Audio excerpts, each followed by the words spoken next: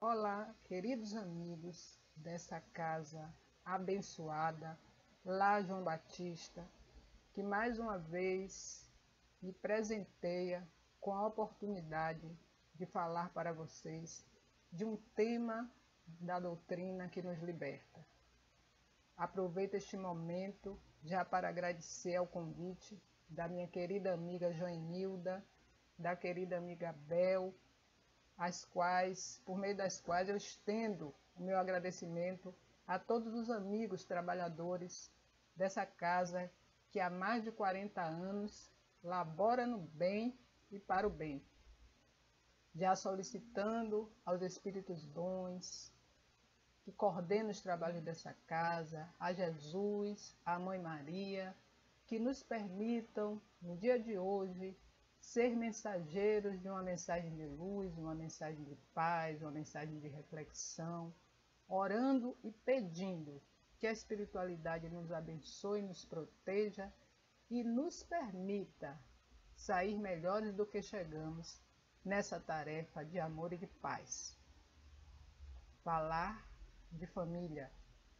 Eis o grande desafio do dia de hoje, que os companheiros do doutrinário, através da querida amiga Joenilda, nos trouxe.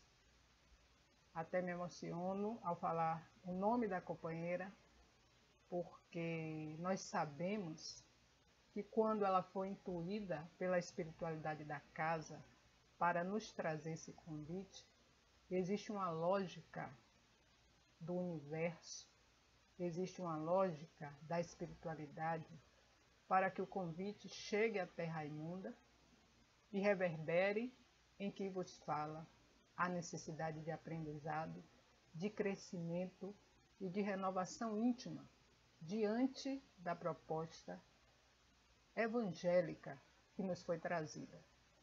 Nós sabemos que a família é o nosso primeiro e grande laboratório, onde precisamos estar e que escolhemos no mundo espiritual estar onde estamos. Para muitos de nós é difícil compreender essa escolha quando nos deparamos com situações adversas e ficamos no imaginário coletivo de que a família a qual pertencemos é aquela onde todas as situações difíceis ocorrem e que a família do amigo João, do amigo Pedro, da amiga Maria é um laço de felicidade, de amorosidade e de bênçãos todo o tempo. Nós sabemos que a misericórdia divina é infinita e jamais iria nos colocar em um lugar ou em uma situação que não fosse para o nosso aprendizado. Família, grande desafio a desvendar. Por que será que o Evangelho de Jesus, esse nosso grande educador de sentimentos, tem toda uma discussão sobre a família quando nos fala de honrar pai e mãe, quando nos traz a discussão no capítulo referente à moral estranha, onde traz também discussões sobre família, quando Jesus nos conclama a entender que lugar é esse ao qual retornamos. Sim, porque estamos num processo reencarnatório, em um processo de reencontro com alguns algozes do passado, com alguns grandes afetos que vêm reforçar essa afetividade, alguns algozes que precisam ter alguma situação dirimida entre nós e que muitas vezes não compreendemos quando dentro do seio familiar nós nos deparamos com situações tão adversas que dizemos assim: que lugar é esse? Por que eu estou aqui? Será que eu estou no lugar certo? Será verdadeiramente que eu vim parar no lugar certo? A maioria de nós, se não todos, já nos fizemos esses questionamentos quando nos deparamos com questões muito difíceis e muito particulares. e acreditamos ter sido escolhidos para sofrer, para viver as dores das relações conturbadas, e nos revoltamos com a divindade e ficamos num jogo de dificuldades para entender que processo é esse. E o tema proposto pela casa no dia de hoje é família e resgate. O que é resgate? Se não a oportunidade de reencontro e depuração de questões, às vezes muito intensas. O que é resgate, se não a oportunidade de dirimir conflitos? O que é resgate, se não a misericórdia que nos chega para a autotransformação e a transformação dos que estão conosco em uma caminhada? E peço licença para comentar a questão 775 do Livro dos Espíritos, quando Kardec perguntou às entidades angélicas qual seria para a sociedade o resultado do relaxamento dos laços de família. Questão 775 do Livro dos Espíritos. Qual seria para a sociedade o resultado do relaxamento dos laços de família? O que a espiritualidade respondeu às entidades angélicas? Uma recrudescência do egoísmo. Direto, objetivo, sem muitos comentários, como é característico dos espíritos nobres.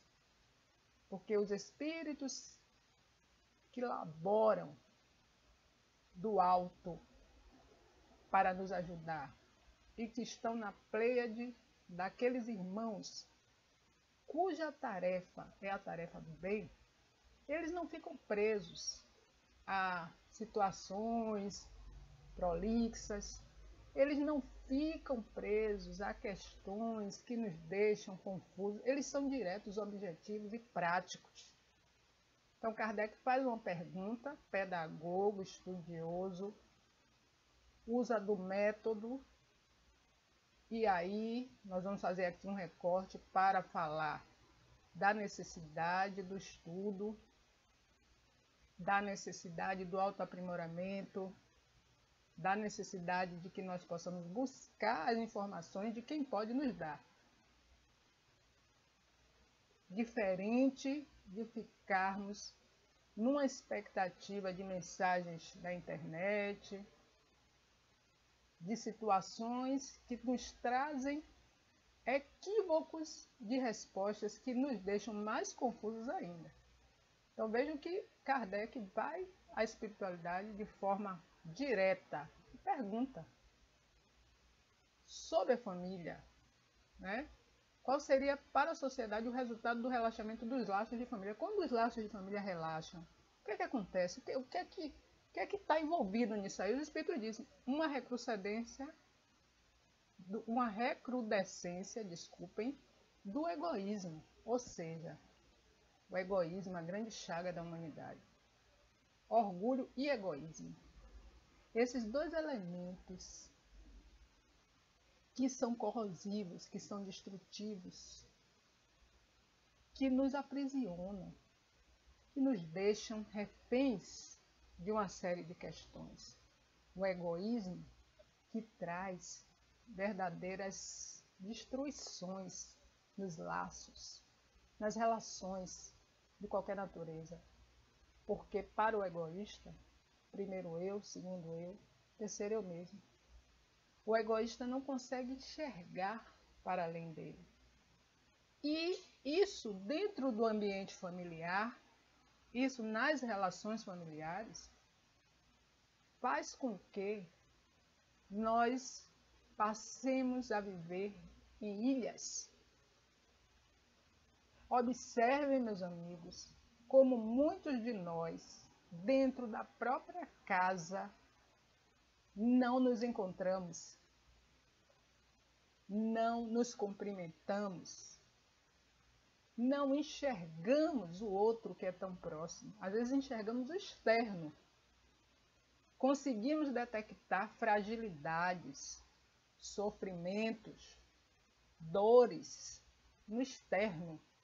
E dentro das nossas casas, com os nossos, em situações das mais íntimas, muitas vezes nós não enxergamos.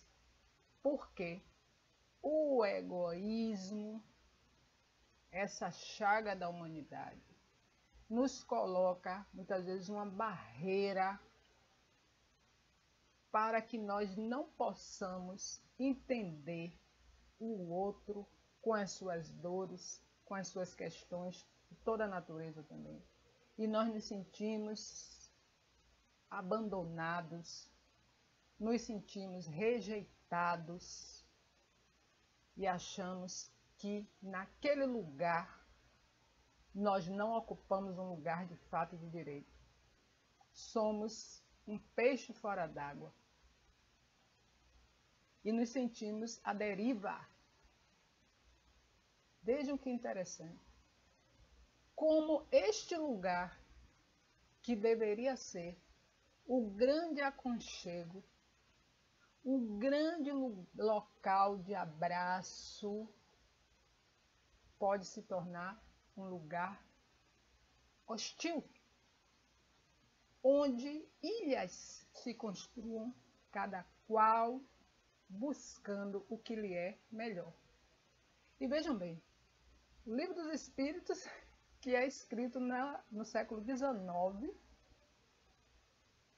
onde nós temos 1019 perguntas, originalmente 1018, que se desdobraram em 1019, nas quais Kardec questiona as entidades angélicas sobre as mais diferentes questões. Ele leva para a espiritualidade sábia, estudiosa, porque os espíritos estudam. Nós não queremos estudar no plano material. Aqui, no mundo de provas e expiações, enquanto encarnados, nós não queremos estudar. E a espiritualidade continua estudando. Tem escola do Evangelho no mundo espiritual. Tem grupos de estudo. Por quê? Porque o estudo é a porta da educação. A educação é libertadora. E o estudo não acaba e não cessa, ele é eterno. Então os espíritos estudam. E vejam que a família é elemento de estudo no Livro dos Espíritos. Porque é algo que é muito necessário de ser estudado, de ser compreendido.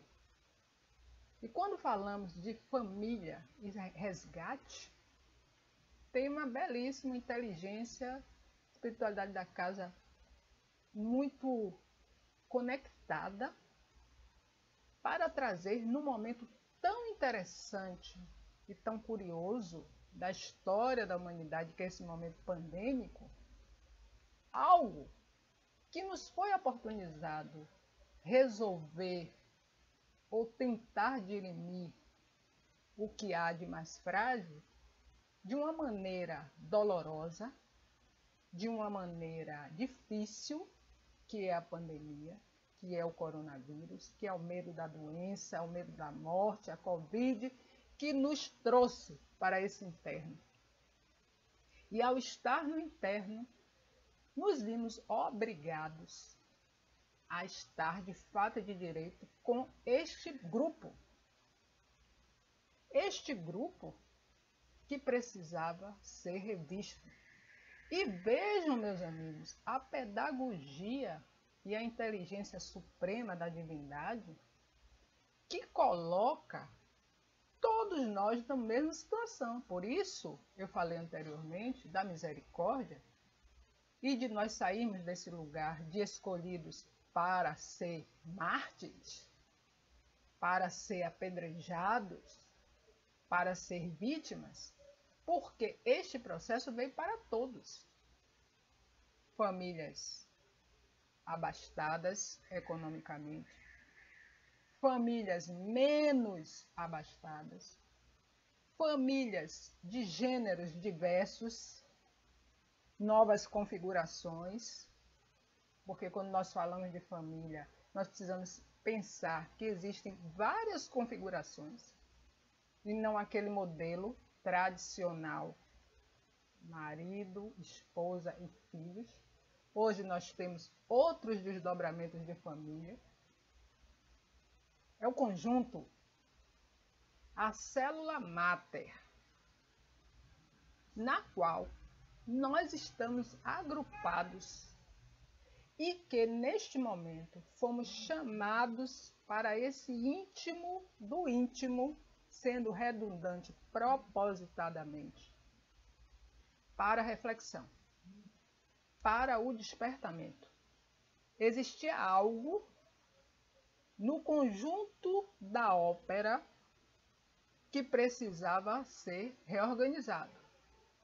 Tinha algum instrumento neste conjunto que está desafinado e que precisava ser corrigido.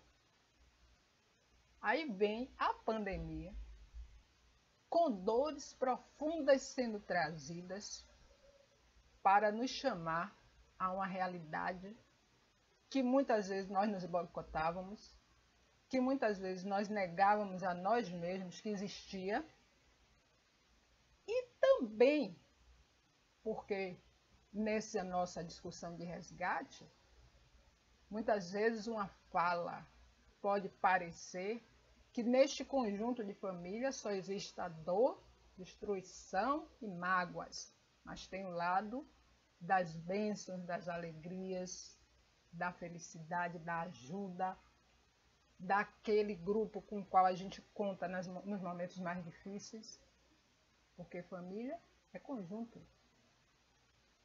Família, não fosse necessário estarmos nela e nos agrupar para o exercício do amor, nós teríamos nos perdido de tudo isso.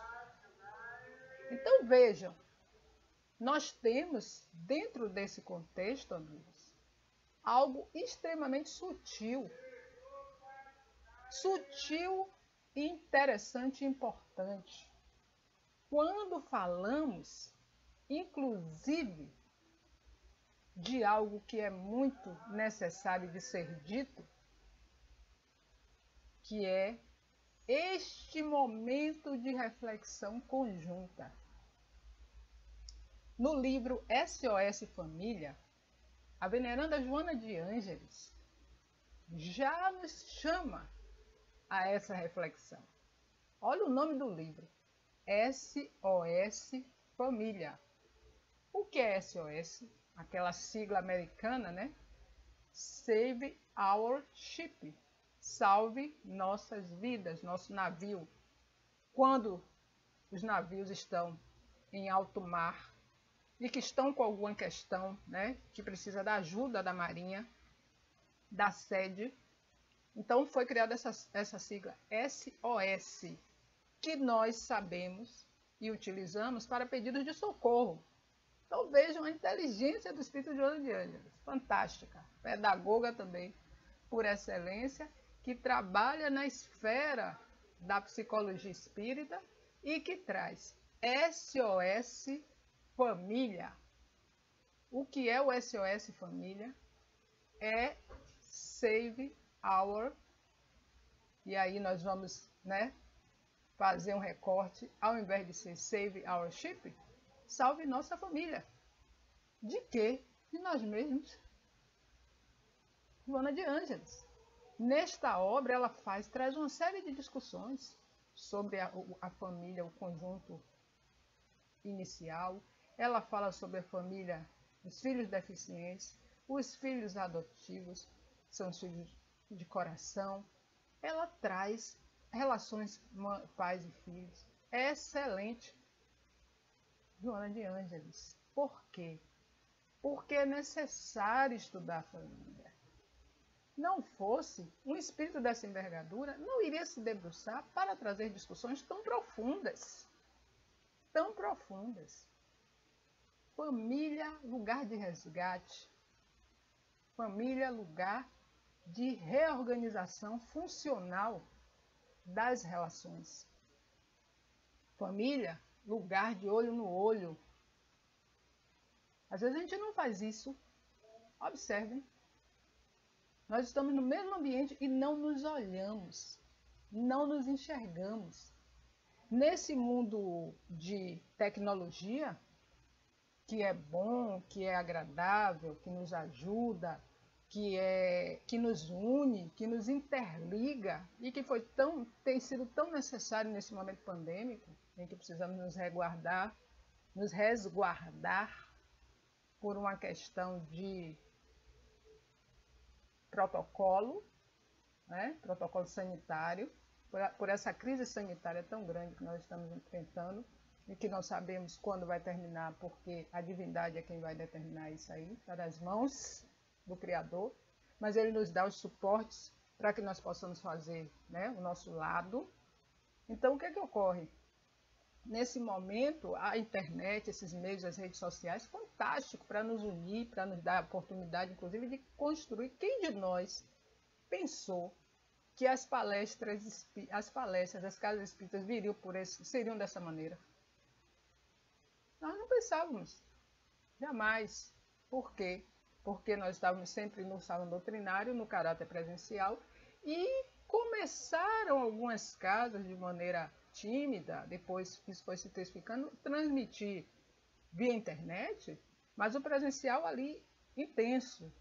E aí vem esse momento e nos traz esse recurso, graças a Deus, para que nós pudéssemos nos irmanar na grande família universal, que Joana nos fala também, que a espiritualidade nos traz através da literatura também, da codificação, e pudéssemos, através desse instrumento, deste meio, nos agregar nesse momento de dificuldade.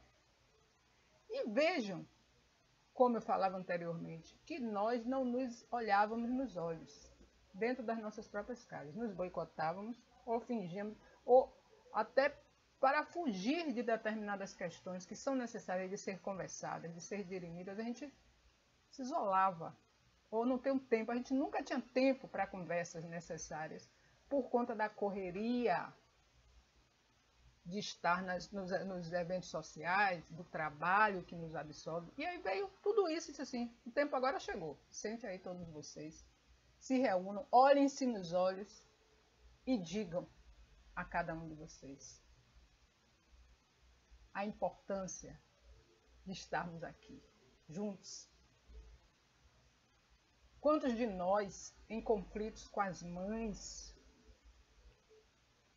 E aí eu me recordo de mais de uma vez ter ouvido preleções doutrinárias de amigos, né, com os quais aprendemos muito, porque cada vez que nós ouvimos o outro, nós aprendemos e reflexionamos sobre as mensagens.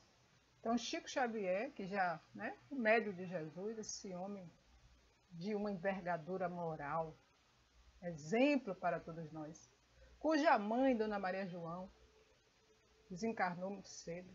Chico que veio de uma família muito adoecida da alma, porque existiam doenças físicas, inclusive o próprio Chico com muitas doenças físicas, mas uma família com adoecimentos profundos de relações. Chico, que sua mãe desencarnou jovem, muito jovem, e que ainda menino foi levado para a casa de sua madrinha, porque seu pai, ele tinha muitos irmãos, e o pai distribuiu os filhos, né? Saiu entregando cada um em um lugar para ser criado. E ele foi criado, ainda criança, né, pequeno, foi para a casa dessa madrinha, que hoje, muito provavelmente, a psicologia, a psiquiatria atestaria como uma pessoa adoecida mentalmente pelas práticas que ela tinha.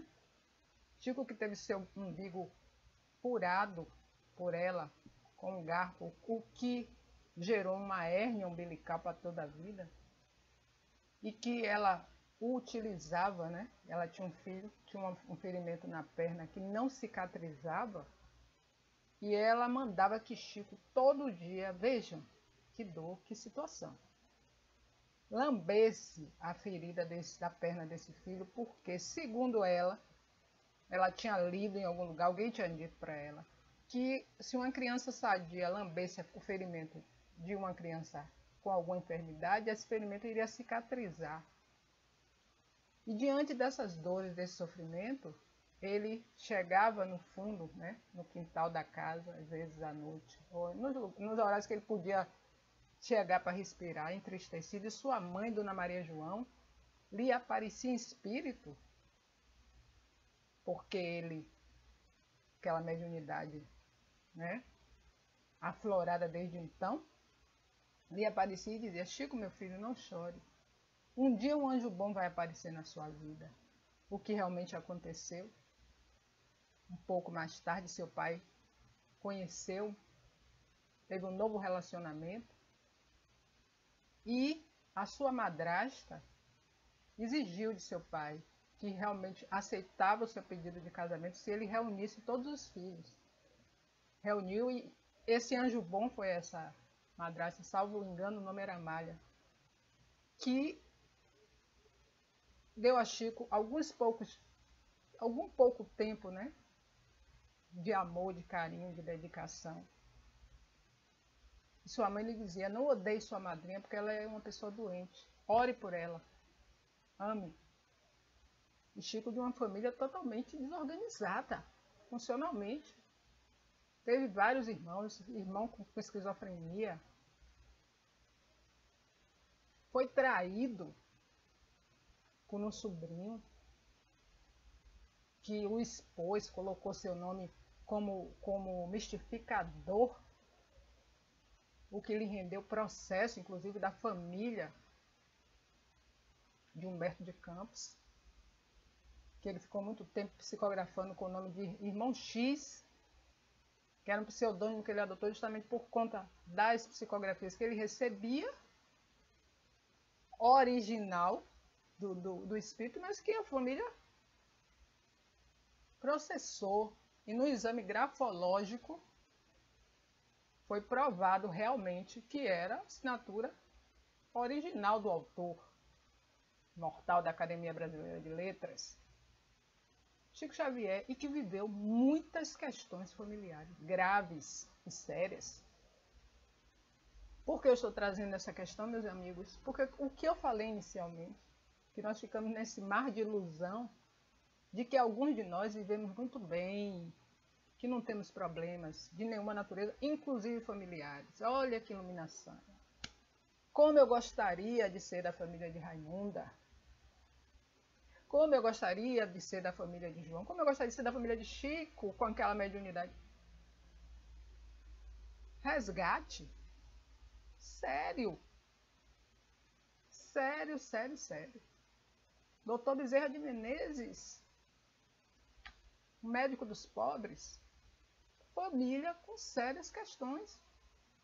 Doutor Bezerra que enterrou vários filhos, que tinha um filho esquizofrênico, e que dessa esquizofrenia, inclusive, tinha um processo de simbiose, que é um processo grave de controle, né, de obsessão grave, processo de simbiose com o espírito que o perseguiu muito tempo, e que no momento em que Dr. Bezerra trabalhando em mediúnica, doutrinando espíritos, e quando esse espírito aparecia e dizia para ele o que ia fazer com o filho, e dizia mais que no dia que desacoplasse, o filho iria desencarnar, como aconteceu. Dr. Bezerra de Menezes. Que a gente, né, fica nessa ilusão, essas pessoas não têm problemas familiares, muitos problemas de toda a natureza, de relações intensas, difíceis, né? Divaldo, que o filme foi muito significativo para nos elucidar muitas questões da vida de Divaldo, né? Aquela dificuldade, inclusive, da aceitação da mediunidade. Teve uma irmã que se suicidou, né? Aquela dificuldade de relações intensas com uma série de questões, e cuidou dos pais até o último momento, né? E muito depois foi que seu pai foi aceitar a sua tarefa, o seu trabalho, mas que viveu muitas dores, que não podia chorar, que essa questão do abraço foi criada assim, o homem não chora, o homem, né, que ele já falou em palestras, inclusive, que depois que ele realmente descobriu a importância do abraço, ele saiu abraçando todo mundo, com aquele jeito dele de brincar, mas para dizer como foi criado com a rigidez, onde, imaginem, numa época em que a Igreja Católica forte, ferrenha, onde ele fazia parte desse conjunto, e a decepção de sua mãe, quando a filha se suicidou, que foi buscar ajuda e que foi renegada, lhe foi negado ajuda porque não poderiam orar por alguém que tinha se suicidado. Ali a mãe dele ficou a decepção, porque ele apostava tudo naquele trabalho da igreja. E ele com aquela mediunidade indo e ali e tal. Quer dizer, foram problemas familiares.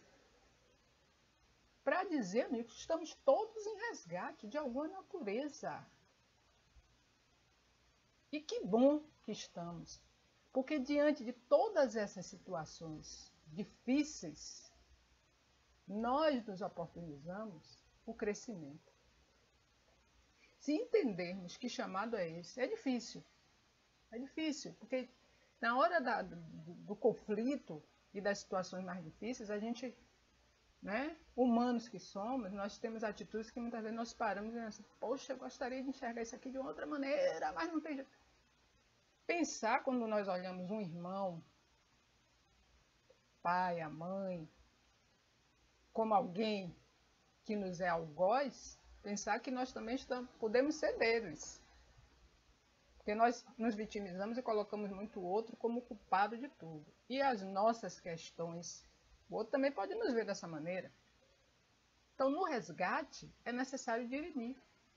Na obra de André Luiz, na série André Luiz, nós estamos estudando agora em um grupo do qual faço parte, o livro Entre a Terra e o Céu, e uma história de uma obsessão a partir de um conflito familiar.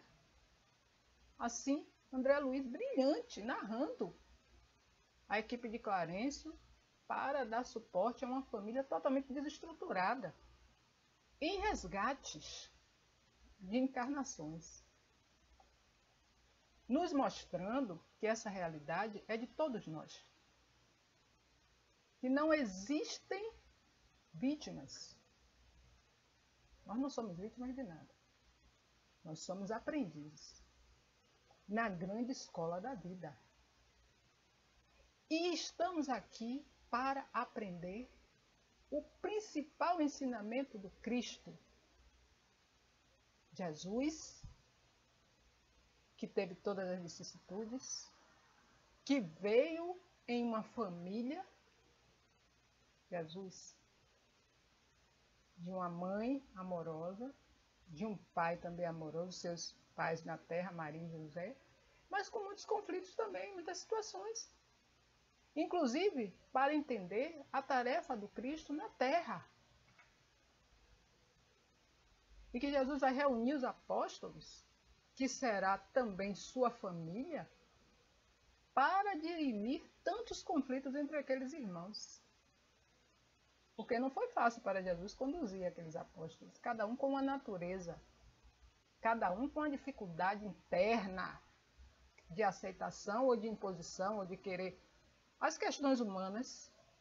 E Jesus precisou ser o grande pedagogo e o grande psicólogo em um grupo desunido.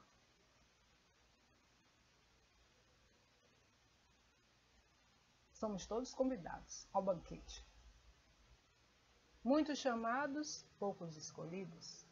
Todos nós somos chamados. Mas quem de nós se escolhe para seguir o Cristo? E seguir o Cristo é seguir os teus ensinamentos. E seguir o Cristo é entender que tudo que nos chega tem um porquê e um para quê. Seguir o Cristo é entender esse resgate. Que na hora que sentamos para o Evangelho no lar, é um momento crucial de organização fluídica da nossa casa. E ao vibrarmos, não podemos e não devemos vibrar apenas pelo lar no qual estamos, mas pela grande família universal. Todos nós estamos fragilizados e precisando de oração. Olha o nome, oração. Orar é colocar o amor em movimento. O evangelho no lar é algo necessário. O primeiro evangelho foi feito por Jesus na casa de Pedro. A Boa Nova, Humberto de Campos. Temos lá os registros. Sensacional. É um momento de união, de amorosidade, de união fraterna, de reencontro de almas. E nós sentamos para fazer o evangelho e brigamos. Brigamos na hora do evangelho, porque quando sai uma mensagem linda, divina, iluminadora, é para Raimunda, a iluminada. Quando sai um puxão de orelha, é para o restante da família, porque eu já alcancei a plenitude. Observem que até na hora do evangelho do lar a gente não compreende o lado egóico. A gente vai assistir uma palestra, né? Estamos assistindo aqui nesse modo. Assistimos presencialmente, aí, menina, esta mensagem, meu irmão devia estar aqui para ouvir. Tudo para ele. Se for algo, né, que chame a atenção, que esteja chamando. Se for algo de alta iluminação, foi para mim. Não, hoje foi tudo para mim. Vejam, o nosso lado é egóico. Olha o egoísmo trazido pela espiritualidade sobre a questão família. Porque o egoísmo aí está em todos os âmbitos. Então, algo iluminado, tudo para mim. Porque eu estou no estágio, eu não erro, eu não cometo equívoco, eu não sou pouco educado, às vezes, em determinadas colocações que eu faço. Porque eu não penso muito no outro, né? Às vezes, meu tom de voz, ao dar uma resposta sobre algum assunto, é um tom que é ofensivo, é um tom que machuca. Mas se vem o contrário, eu me ofendo, eu me lindro, eu fico magoado. E a porta para as libertações é o perdão. Capítulo 10 do Evangelho. Bem-aventurados os misericordiosos, porque receberão misericórdia. E todos nós precisamos dessa misericórdia. E este capítulo é o capítulo do perdão. Belíssimo! Precisamos trabalhar o auto-perdão. Trabalhar o auto-perdão para trabalhar o perdão com os outros. E a família é o lugar do resgate. Será que hoje já dissemos aos que amamos que os amamos? Se saímos para trabalhar, dissemos àqueles que amamos que os amamos? Será que hoje eu já abracei aquele irmão? Já abracei aqueles que ainda têm os seus pais contigo, né? A mãe, o pai. Eu já disse da minha gratidão, porque como bem disse Divaldo, já mais de uma vez em palestra, por mais difícil que seja a relação com a mãe, agradeça por ela não ter lhe abortado. A gente nunca pensa nessa vertente. Que profundidade, que tema. Agradeço muito a espiritualidade dessa casa por me oportunizar falar de algo tão profundo e necessário, que mexe com o nosso mundo íntimo, com essa, né? Com todos os sentimentos que brotam dos recônditos da nossa alma.